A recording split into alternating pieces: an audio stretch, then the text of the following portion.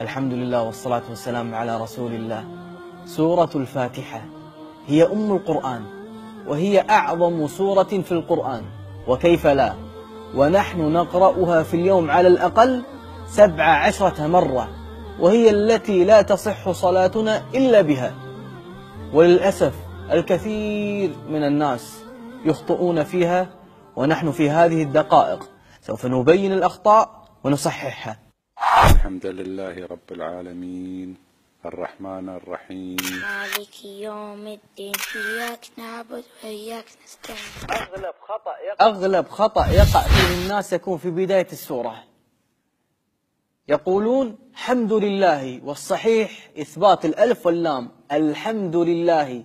ولا بد هنا أن نركز على حرف الدال، لأن بعض الناس تسكن الدال فيقولون الحمد لله، وبعضهم يفتحون الدال فيقولون الحمد لله، وبعض الناس يبدل الدال إلى تاء فيقولون الحمد لله، وكله أخطاء، والصحيح الحمد لله.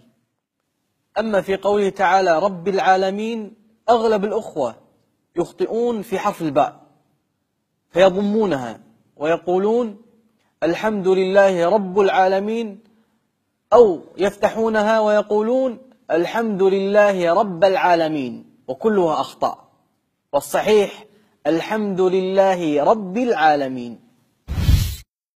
أما في قوله تعالى الرحمن الرحيم، لابد هنا أن نركز على حرف النون، لأن غالبا تكون فيه الأخطاء. فبعض الناس يفتح النون ويقول الرحمن الرحيم، وفي ناس يضمون النون ويقولون الرحمن الرحيم، وكلها أخطاء، والصحيح الرحمن الرحيم. أما في قوله تعالى مالك يوم الدين، بعض الناس يبالغ في كسر الكاف حتى تصبح ياء فيقول مالك يوم الدين، وهذا خطأ. وبعض الناس يسكن الكاف فيقول مالك يوم الدين، وهذا أيضا خطأ. وبعض الناس يقول مالك يوم الدين فيضم الميم، وهذا خطأ. وبعضهم يقول مالك يوم الدين، وأيضا خطأ، والصحيح مالك يوم الدين. أما في قوله تعالى إياك نعبد وإياك نستعين، بعض الناس يحذف تشديد الياء فيقول إياك نعبد وإياك نستعين، وهذا خطأ.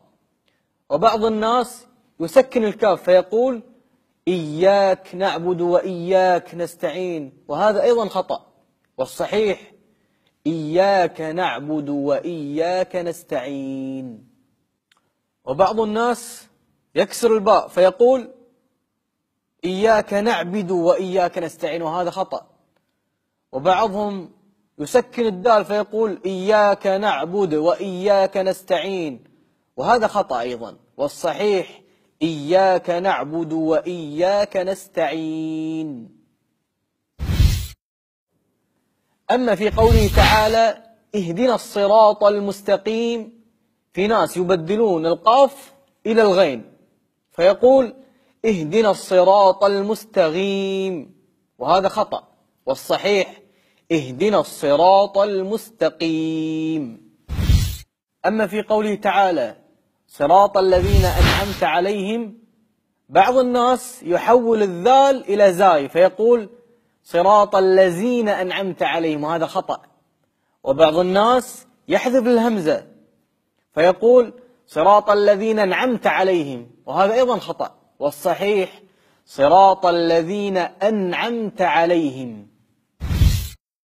أما في قوله تعالى غير المغضوب عليهم ولا الضالين، بعض الناس يبدل الغين إلى القاف فتصبح غير المغضوب، وهذا خطأ، والصحيح غير المغضوب. وبعض الناس يبدل الضاد إلى الضاء فيقول غير المغضوب عليهم ولا الضالين، وهذا أيضا خطأ، لأن بدل حرف مكان حرف، والصحيح غير المغضوب عليهم ولا الضالين. أسأل الله تعالى أن يبارك لنا في هذا العمل واعلم أنك لو نشرت هذا المقطع وكنت سببا في تغيير تلاوة بعض الناس، في كل صلاة يصلون لك فيها أجر بإذن الله تعالى، والحمد لله رب العالمين.